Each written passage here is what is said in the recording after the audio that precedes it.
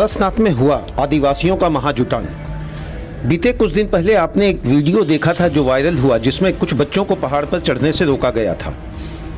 अब लोगों ने इस महाजुटान के माध्यम से यह बताने की कोशिश की है कि पारसनाथ किसका। जी हाँ, प्रश्न सबसे पहला यही उठता है कि इस महाजुटान में लगे पारसनाथ बचाओ के नारे, कहा मारंग बुरु पर पहला अधिकार हमारा है। भीड़ इतना अधिक थी कि आप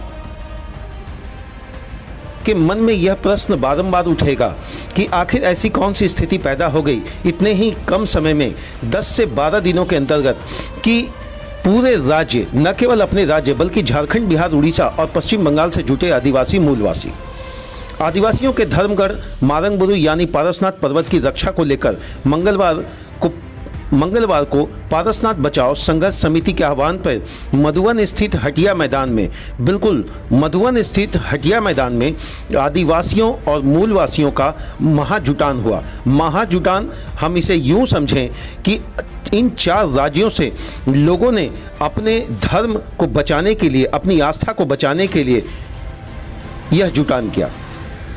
जहां एक और जैनियों का मानना है कि यह पर्वत और इस पर्वत पर होने वाले सारी गतिविधियां जैन धर्म के अनुसार होंगी, क्योंकि उनकी पद्धति के अनुसार ही लंबे समय से यहाँ पूजा अर्चना की जा रही है। दूसरी ओर आदिवासी और मूलवासियों का कहना है यह स्थल हमारे मारंग बुरु का है और हम बलि प्रथा को किसी भी स्थिति से नहीं रोक सकते। पारसनाथ बचाओ के नारों के साथ रैली निकाली गई और आक्रोशपूर्ण भावनाओं के साथ प्रदर्शन किया गया। हालांकि स्थिति पूर्ण रूप से नियंत्रण में है। दुकानें बंद रही मधुबन की और प्रशासन ने आग्रह किया है आप सहयोग करें, अपना प्रदर्शन नैतिक और संवैधानिक तरीके से करें। इस दौरान जितने भी प्रदर्शनकारी थे उन्होंने न केवल केंद्र सरकार बल्कि राज्य सरकार समेत स्थानीय विधायक सुदीप कुमार सोनू के खिलाफ नारेबाजी की। रैली में कई लोग अपने हाथों में पारंपरिक हथियार लेकर, जो उनका लंबे समय से हथियार रहा है, उसको लेकर उन्होंने प्रदर्शन की। महिलाओं की भी संख्या हम यूं कहें कि कम नहीं थी।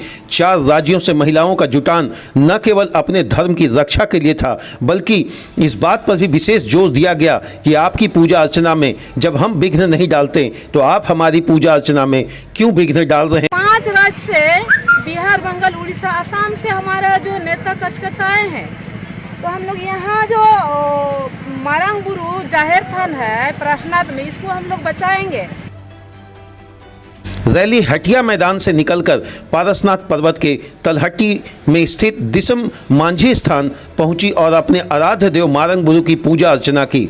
मारंग बुरु देवता को आदिवासी अपना सबसे बड़ा तीर्थ स्थल मानते हैं और इसी तीर्थ स्थल को लेकर उन्होंने यह बात कहा है कि जब पिछले लंबे समय से किसी प्रकार का हमने हस्तक्षेप नहीं किया तो आज हमारे पूजा अर्चना में क्यों हस्तक्षेप कर रही है।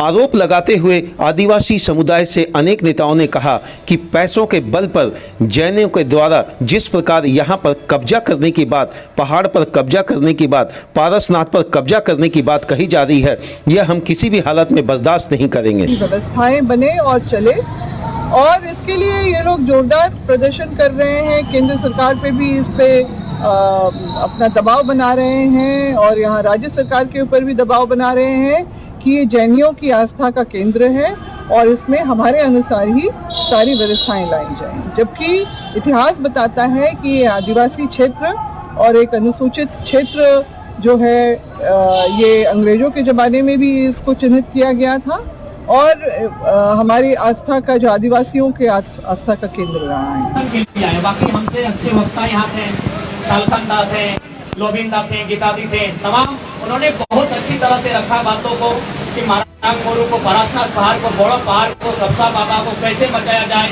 यहाँ के आदिवासी मूलवासी के हित में कैसे इस पहाड़ को बचाया जाए, आपने सुना। तो मैं चाहूँगा उन्होंने जो दिशा निर्देश दिया है, इसे बचाना कैसे है उसको अनुपालन करें, और बचाना क्यों है हम संक्षिप्त में कहना चाहेंगे। हमारी माएँ बहनें आई हैं, हमारे भाईगण आए हैं और साथ ही प्रशासन और मीडिया के चौथे स्तंभ जो हमारा लोकतंत्र है, उनके माध्यम से हम चाहेंगे कि अभी तक जो पारसनाथ का विवाद है उसे एक पक्ष ही चापा गया है। आज 50 किलोमीटर डायमीटर की बात हो या 5 किलोमीटर डायमीटर की बात हो, यहाँ जैन समुदाय के जो लोग हैं उनकी आस्था का हम सम्मान करते हैं, लेकिन ध्यान रहे किसी भी सर्वे को निकालिए, किसी भी रिकॉर्ड को निकालिए, उनका एक बित्ता जमीन नहीं है तो पहाड़ तो दूर की बात। मंगलवार को मधुबन स्थित हटिया मैदान में आदिवासी और मूलवासियों का महाजुटान यह दर्शाता है कि न केवल यह एक हक की लड़ाई है बल्कि एक संवैधानिक तरीके से हम लड़कर अपना हक लेंगे।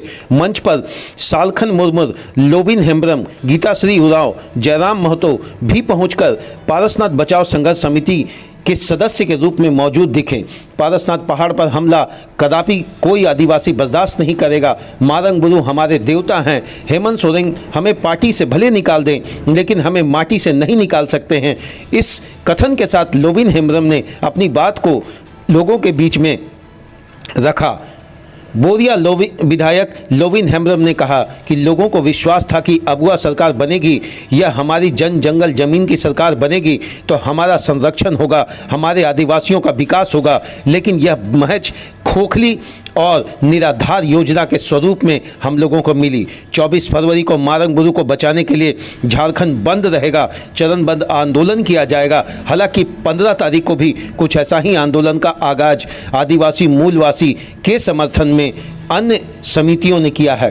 पारसनाथ के लिए लड़ाई न केवल एक हमारी आस्था की लड़ाई है बल्कि यह हमारा अस्तित्व का लड़ाई है। भाषा संघर्ष समिति से जुड़े जयराम महतो ने यह बात कहा है। झारखंड खतियानी भाषा संघर्ष समिति के नेता जयराम महतो ने उक्त विशेषताओं पर बताते हुए यह भी कहा है किसी भी सर्वे में जैन समाज का 1 फीट ज़मीन नहीं गया और अगर किसी भी सर्वे में जैन समाज का 1 फीट ज़मीन अगर गया है तो वो हमें बताएं, हम पारसनाथ पहाड़ अपने छोड़ देंगे। पारसनाथ पहाड़ हमारी सभ्यता का प्रतीक है। पारसनाथ पहाड़ इस क्षेत्र के 50 गांव के लोग जो यहां से प्रतिदिन फल फूल पत्ता लेकर बाजार में जाते हैं, बेचते हैं और अपने जीविकोपार्जन करते हैं। प्रश्न उठता है कि आखिर यह मामला इतना गरमाया क्यों? आपके जहन में भी यह बात चल रहा होगा कि आखिर सरकार तुरंत आनन फानन में जैनियों के पक्ष में किस तरीके से उनका तीर्थस्थल घोषित कर दिया और मारंग बुरु को तीर्थस्थल को अनदेखी करने की कोशिश की जा रही है। हालांकि कमेटियां बनी, 8 तारीख को हुए विचार विमर्श में वहां के विधायक ने इस बात को कहा है कि सारे जो भी मन में विचारधारा नेगेटिव या नकारात्मक थे वो सारी चीज़ें खत्म हो गई है। ना आप उनके पूजा अर्चना में विघ्न डालेंगे ना वो आपके पूजा अर्चना में विघ्न डालेंगे। परंतु प्रश्न आज भी वही गहराया हुआ है, जब आपकी पद्धतियाँ अलग है, जब हमारी पद्धतियाँ अलग है तो फिर टकराव क्यों? अगर इस तरीके का हाल झारखंड में बना रहा तो हम विकास की राजनीति से कोसों दूर होते चले जाएंगे और आने वाले समय में अस्तित्व को खंगालना केंद्र के पटल पर झारखंड के लिए एक बहुत बड़ी चुनौती होगी।